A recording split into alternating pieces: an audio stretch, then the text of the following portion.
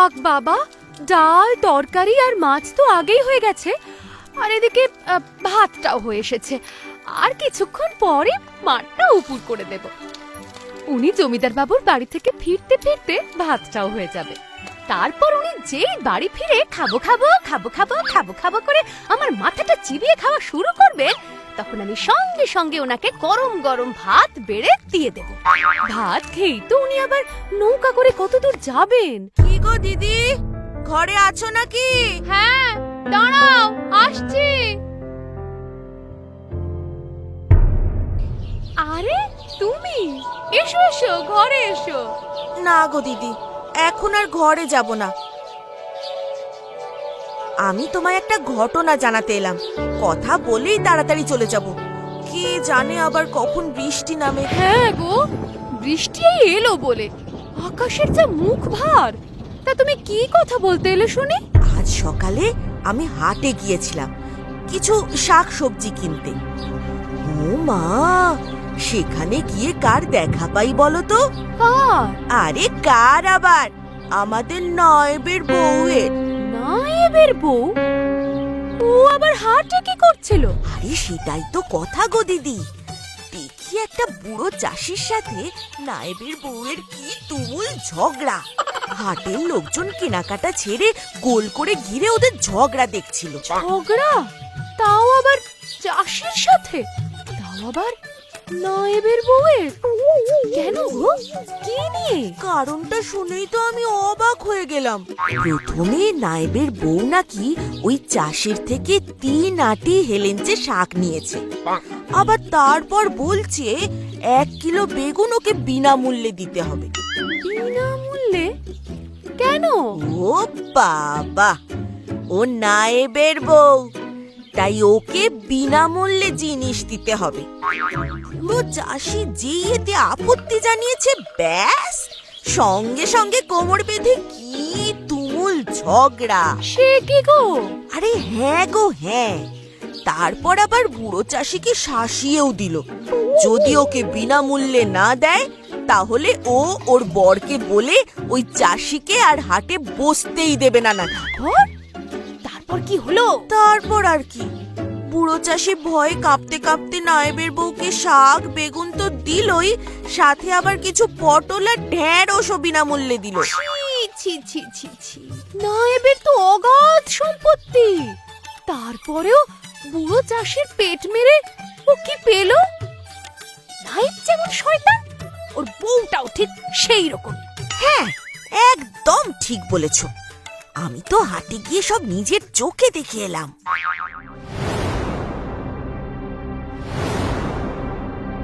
কেমন একটা পোড়া পোড়া গন্ধ আসছে না? কি গো দিদি, কোনো রান্না পুড়ছে নাকি? গেল গেল গেল গেল গেল, সর্বনাশ হয়ে গেল, আমার ভাত পুরো পুড়ে ছাই হয়ে গেল। যাই যাই, ঘরে যাই, আবার পরে কথা বলছি গো। হ্যাঁ হ্যাঁ, যাও যাও, আমিও বাড়ি যাই, বৃষ্টি পড়লে আবার আটকে যাব। যাই। হ্যাঁ,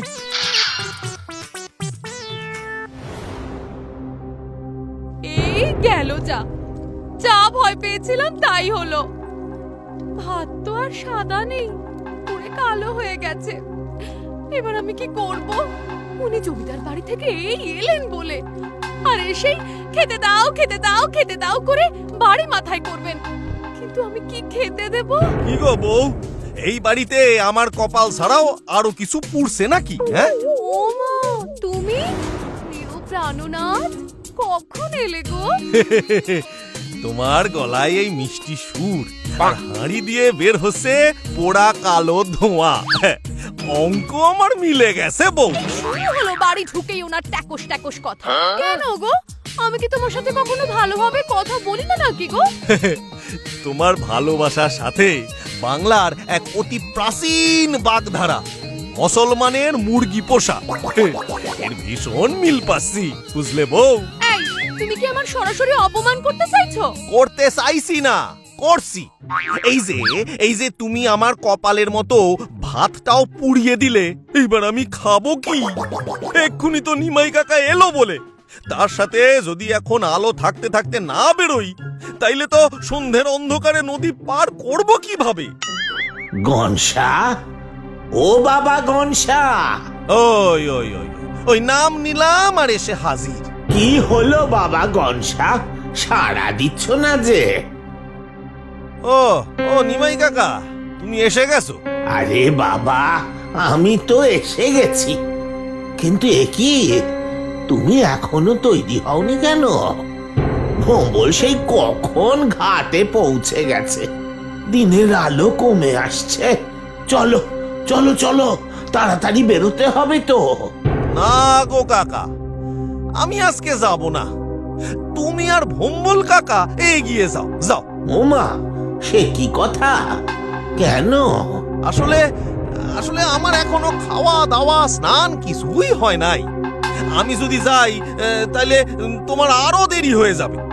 তার চেয়ে ভালো আজকে সাবধানে তোমরা ঘুরে এসো, আমি দুদিন পরে আবার যাব। আচ্ছা, তবে ঠিক আছে। ও গনসা, তাহলে আমি এবার এগিয়ে যাই। হ্যাঁ হ্যাঁ, এসো যাও সাবধানে। আমাকে ক্ষমা করে দাও গো, আমার ভুলের জন্যে তুমি আজকে বেরোতে পারলে না। এ বাবা, সি সি সি সি, এতে ক্ষমা চাওয়ার মতো কিছু হয়নি গো। একটা কথা আমি সব সময় বিশ্বাস করি যে যা হয় তা ভালোর জন্যই হয়। এই যে ভগবান আজকে আমার যাওয়াটা ভাত পুড়িয়ে আটকে দিল, তার পিছনে নিশ্চয়ই কোনো মহৎ উদ্দেশ্য আছে। এই জন্য আমার এতে কোনো দুঃখ নাই। তুমি তুমি বরং আরেকবার ভাত বসাও। বর্ষার দিনে দুজনে মিলে জমিয়ে গরম গরম মাছ ভাত খাই। যাও। আচ্ছা গো আচ্ছা, আমি এক্ষুনি বসাচ্ছি।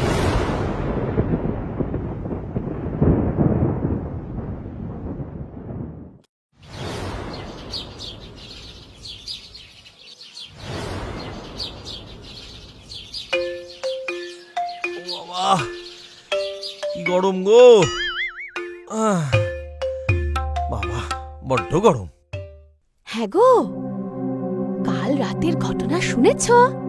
হ্যাঁ, ওই বাজারে সত্য কাকা নিমাই কাকার ঘটনাটা বলছিল। আমাকেও তো পুকুর পাড়ে ফুচকা চুরমুরের মা সব ঘটনা বলল। শুনে আমার গা শিউরে উঠল। সত্যি কাল তুমি বরাত জোরে বেঁচে গেছো। হ্যাঁ, ঈশ্বর বাঁচিয়েছেন, নইলে আজ এখানে আমি থাকতাম না। দেওয়ালে আমার ছবি ঝুলতো। বালাই ষাট, ওরকম কথা মুখেও এনো না গো। তা নয় তো কি বলবো। নিমাই কাকা দিব্য সুস্থ আমার সাথে কথা বলে এখান থেকে নদীর পাড়ে গেল, নৌকোতেও উঠল। কিন্তু একটু পরেই এত ভারী ঝড় বৃষ্টি শুরু হলো যে নৌকো মাঝ নদীতে উল্টে গেল। নিমাই কাকা ভোম্বল কাকা কোনো মতে প্রাণে বেঁচেছে ঠিকই, কিন্তু কিন্তু আরো কত যাত্রী নিখোঁজ বলো তো।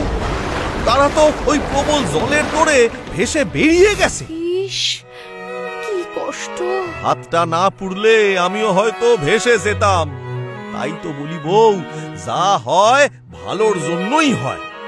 সেই সময় দাঁড়িয়ে আমরা বুঝতে পারি না ঠিকই, কিন্তু পরে বুঝতে পারি যা হয়েছিল ভালোর জন্যই হয়েছিল।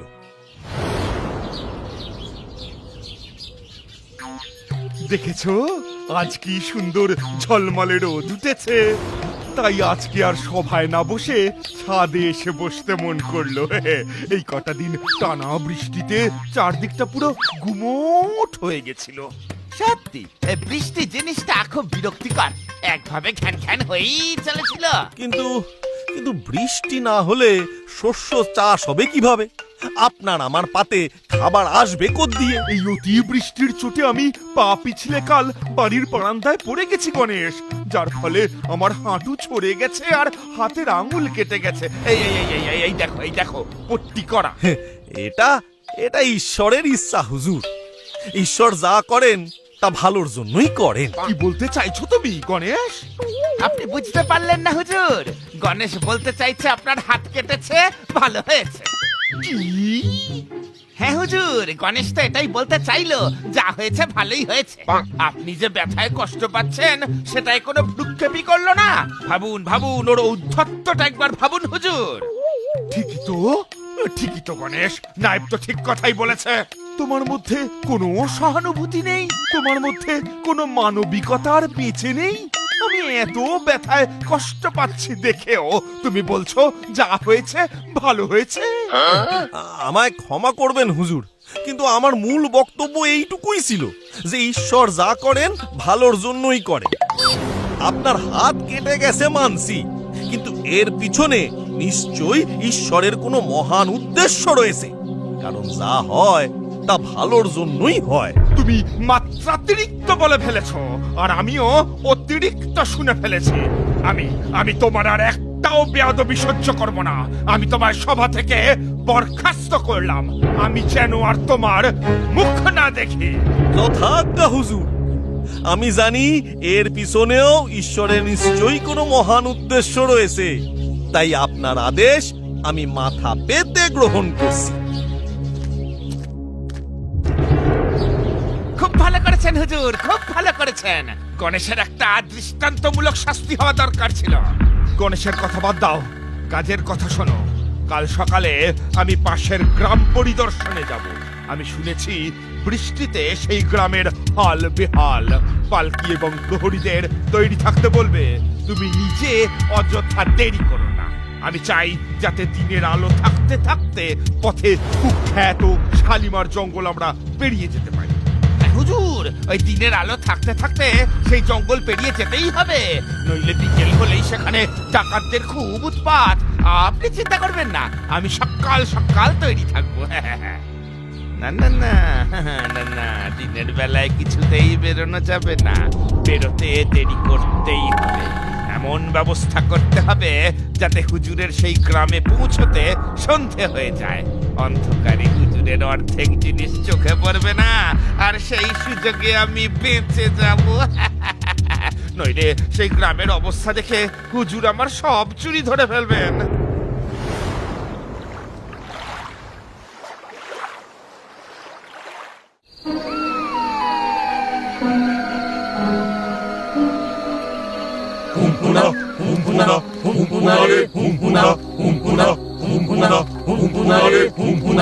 ইস, যেটার ভয় ছিল সেটাই হলো।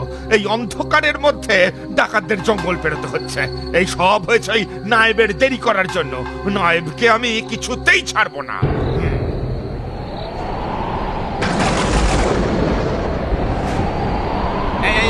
শোনো তোমরা, এই আর পালকি নিয়ে কোনো যাবে বলে মনে হয় না। আবহাওয়া ক্রমশ খারাপ হচ্ছে, চোখে ধুলোবালি ঢুকছে। কিন্তু নায়েব মশাই, এই জঙ্গলের মধ্যে পালকি নামালে ভারী বিপদ হতে পারে। এটা ডাকাতদের এলাকা। হুজুরের পায়ে চোট। হুজুর তো হেঁটে বেশি দূর কোথাও আশ্রয়ের খোঁজেও যেতে পারবেন না।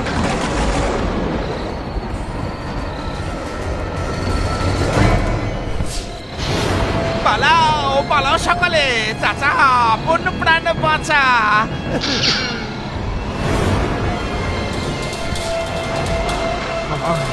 আমায় এই বিপদে ফেলে সবাই পালিয়ে গেল। ছাড়বো না, ছাড়বো না, কাউকে ছাড়বো না। আজ গণেশ থাকলে গণেশ আমায় কিছুতেই ফেলে পালাতো না। গণেশকে বরখাস্ত করে আমি সত্যি ভুল করেছি, বিরাট বড় ভুল করেছি।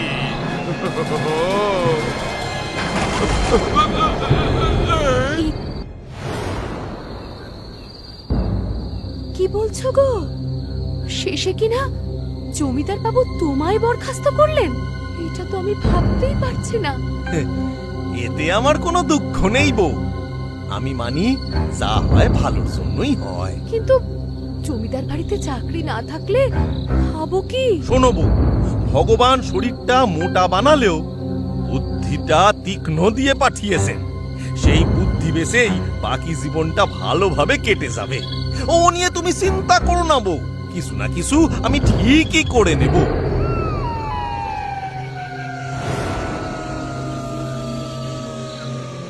মাগো, ভক্তের ডাকে সাড়া দে মা।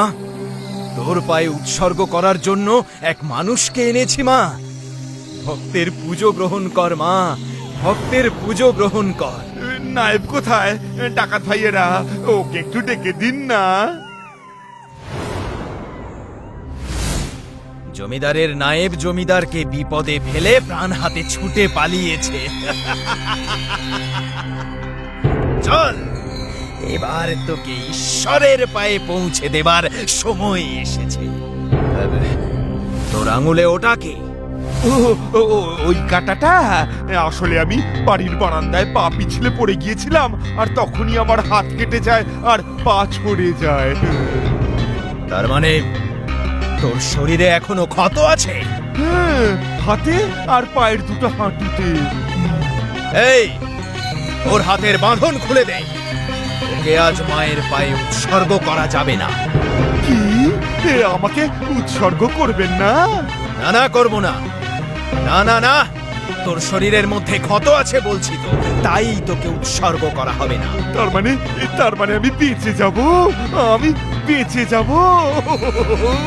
আমাকে উৎসর্গ করা হবে না? মা কালী আজ তোর সহায় হয়েছে। ওই ক্ষত আজকে তোর আয়ু বাড়িয়ে দিল। আজই হয়তো তোর জীবনের শেষ দিন হতো। যা, পালিয়ে যা, পালিয়ে যা, পালিয়ে যা, পালিয়ে যা এখান থেকে।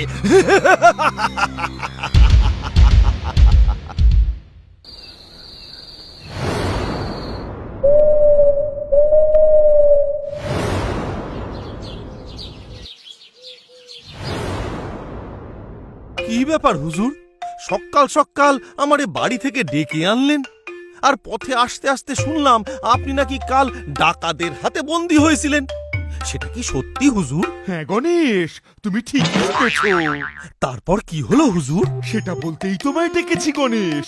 আমার হাতের যে ক্ষত দেখে তুমি সহানুভূতি না দেখিয়ে বলেছিলে এটা ভালোর জন্যই হয়েছে, আর যেটা শুনে আমি খুব রেগে গিয়েছিলাম সেই ক্ষতই আমার প্রাণ বাঁচিয়েছে।